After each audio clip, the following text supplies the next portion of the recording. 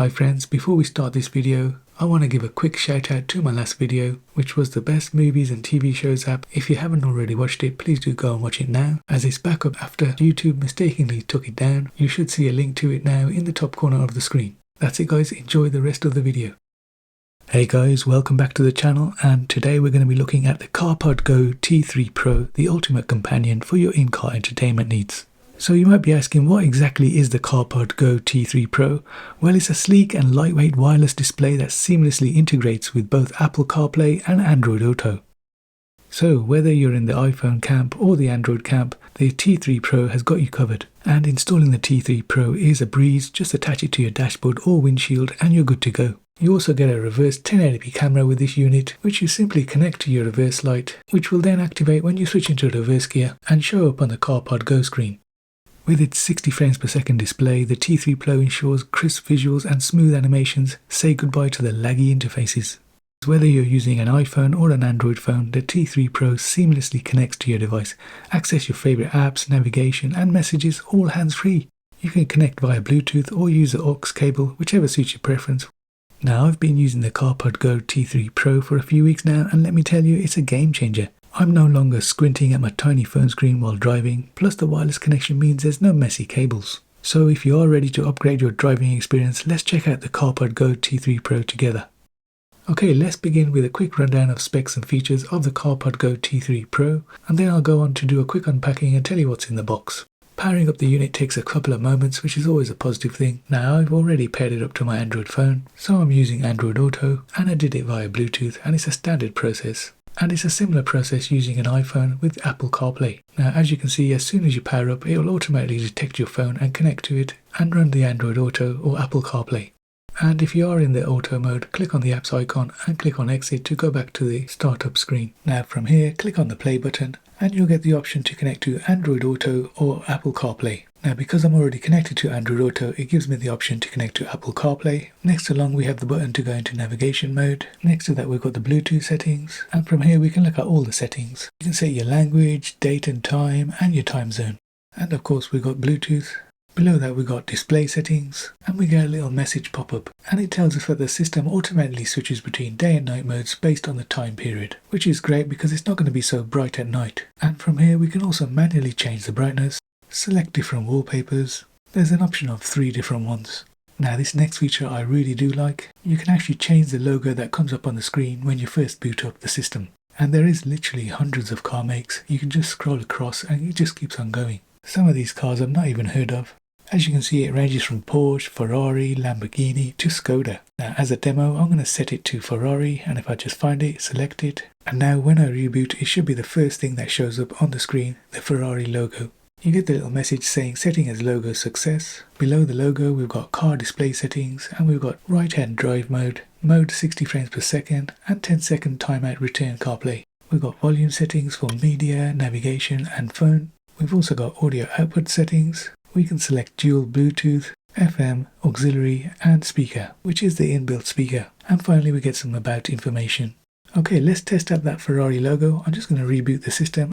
And as you can see, we get a snazzy looking Ferrari logo before anything else starts up. And it goes automatically into Android Auto. And I'll just come out there, go back to the home screen, press on exit. Back on the home screen, we've got quick access to the main settings by pressing on the cog here. We've also got access to system info by pressing on the question mark. Similarly, we've got quick access for audio output. So this will transmit sound to the car radio via FM at the same frequency. And most importantly, we've got the shortcut for the navigation interface. So the main display is a split screen. We've got 3 little areas here. You've got past locations you've navigated to, and you get information about the current media you're playing, be that streaming or on-device media, and of course you get your map view. Now below that you've got your recent apps that you've opened, you've got your mobile phone, signal and battery details, you've got a microphone button here for the Google Assistant, and this box's symbol will take us to the app screen. Now of course we've all used Google Maps, so you can zoom in and out.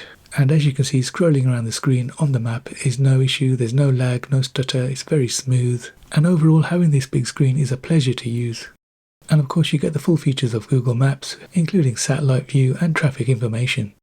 Taking a look on the left hand side, you can see we've got our recent destinations, our recent media that we've played, and clicking on it will enlarge this section, giving you more options for media. I'll give you an example of the sound from the speaker, which is pretty good in my opinion. Now know 2 out of the 4 semi-finalists of the Champions League, PSG and Dortmund beat Barcelona and Atletico. And if you click on the back button while you're in the media, you get a selection of different categories you can listen to.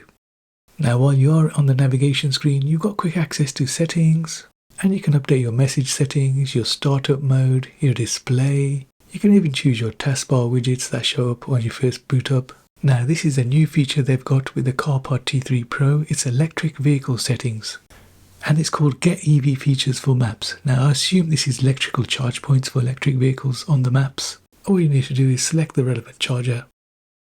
Now of course you can use all your regular features of your phone, including making calls. Just select from your contacts. Welcome to the free voicemail service. And as the message says, you can just make calls by using the Hey Google option, and you'll get the Hi, how can I help? Now apps wise, we get access to a number of apps on your phone.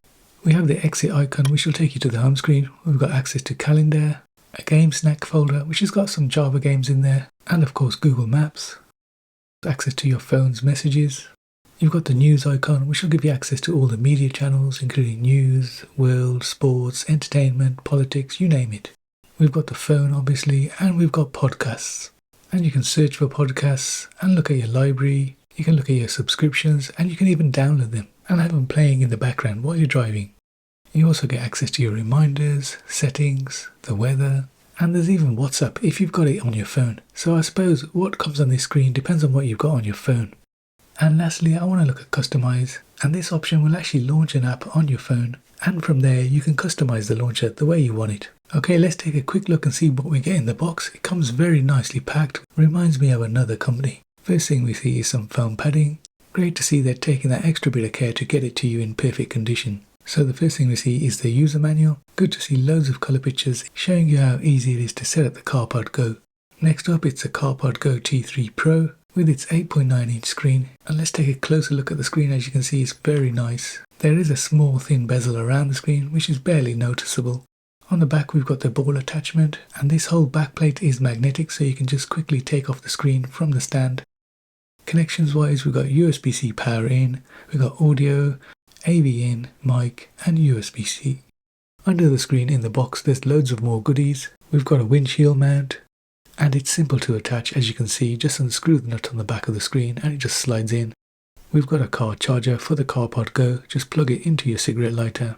And the cool thing about this is you get an extra USB socket, which is 5 volts at 2.4 amps, which is pretty powerful. And you get the on off button.